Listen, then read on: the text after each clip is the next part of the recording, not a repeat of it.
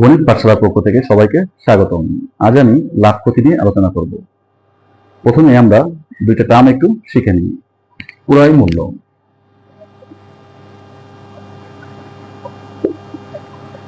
ক্রয় মূল্য, cost price.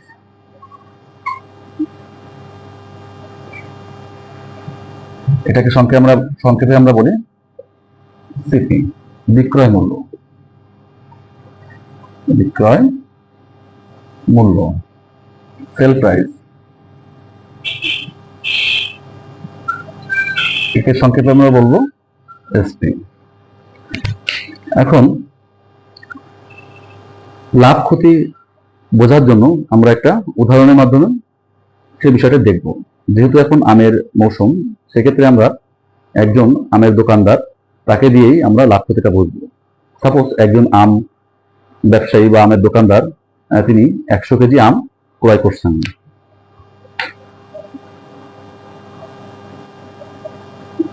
একশো কেজি আম তিনি ক্রয় করছেন, অর্থাৎ কস্ট প্রাইস পার কেজি কিনছেন 100 টাকা। তিনি 100 কেজি আম কিনছে 100 টাকা পার কেজি। এখন তিনি এই 100 কেজি আম প্রথম 2 দিনে, সাপোজ প্রথম 2 দিনে তিনি 50 কেজি বিক্রি করলো। পরের 2 দিনে তিনি আর 50 কেজি বিক্রি করলো। প্রথম 2 দিনে তিনি বিক্রি করছে, যেহেতু আমরা জানি যে আমের যে ঝুড়ি বা ক্যারেট সাজানো হয়, উপরের দিকে সচরাচর ভালো আমগুলো দেওয়া থাকে এবং নিচের দিকে তুলনামূলকভাবে ছোট আম এবং কিছু স্পট পড়া আম দেওয়া থাকে। সেক্ষেত্রে বড় এবং ভালো আমগুলোর দাম বেশি থাকে, অর্থাৎ বেশি দামে বিক্রয় করা যায়। তো দোকানদার প্রথম 2 দিনে যে আম বিক্রি করছে, যে 50 কেজি আম বিক্রি করছে, তিনি 120 টাকা পার কেজিতে বিক্রি করছে।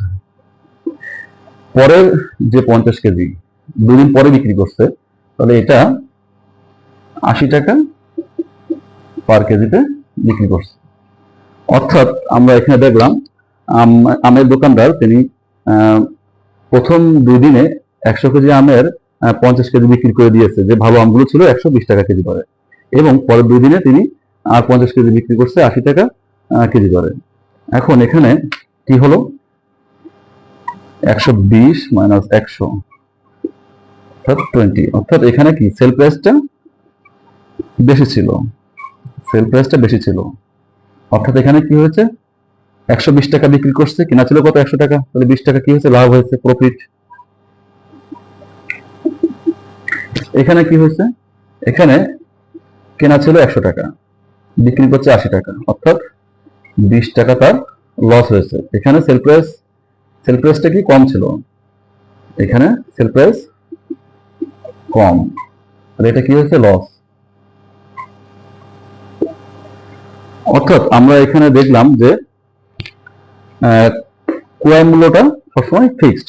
সে যখন বেশি দামে বিক্রি করছে তখন কি হচ্ছে, তখন লাভ হচ্ছে। সে যখন কম দামে বিক্রি করছে তখন তার লস হচ্ছে। এখন এই বিষয়টা আমরা যদি একটি সংখ্যা রেখার মাধ্যমে দেখাই, অর্থাৎ এটা সাপোজ ক্রয় মূল্য, সেল কস্ট প্রাইস, এটা সেল প্রাইস, এটা সেল প্রাইস। তাহলে ক্রয় মূল্য থেকে যখন বিক্রয় মূল্য বেশি হবে তখন কি হচ্ছে, তখন হচ্ছে প্রফিট। আর ক্রয় মূল্য থেকে যখন বিক্রয় মূল্য কম হচ্ছে তখন কি হচ্ছে, লস।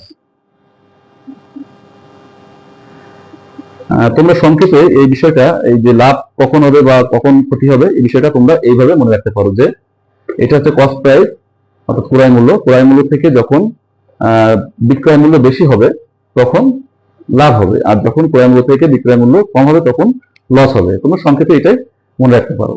এখন আসি আমরা এই দোকানদারের ক্ষেত্রে কি ঘটনা ঘটলো। এই দোকানদার ইনি প্রথমে 100 কেজি আম কিনছিল। সেই 100 কেজি আম তিনি প্রতি কেজি কিনছিল 100 টাকা করে, অর্থাৎ 1 কেজি আম কিনে 1 কেজি আম কিনছিল কত দিয়ে? কস্ট প্রাইস 100 টাকা।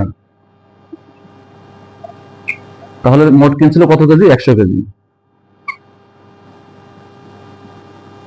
তাহলে 100 ইন্টু 100 ইকুয়াল টু 10,000 টাকা। অর্থাৎ এই যে দোকানদার ইনি 100 কেজি আম কিনছিল 10,000 টাকা দিয়ে। এখন ইনি কত বিক্রি করছে সেটা আমরা একটু দেখি।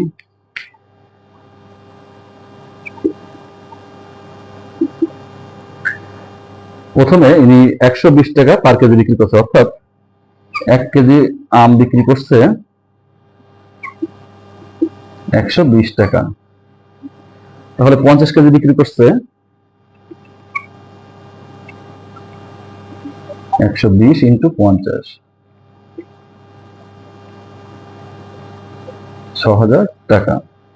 এবং যেহেতু আম একটু খারাপ ছিল, অর্থাৎ 80 টাকা কেজি দরে বিক্রি করছে পরের 50 কেজি। তাহলে এটা দেখি, 1 কেজি বিক্রি করছে 80 টাকা, অর্থাৎ 50 কেজি বিক্রি করছে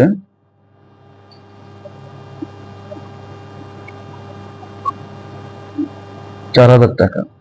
তাহলে টোটাল কত টাকা বিক্রি করছে আম? Total sell price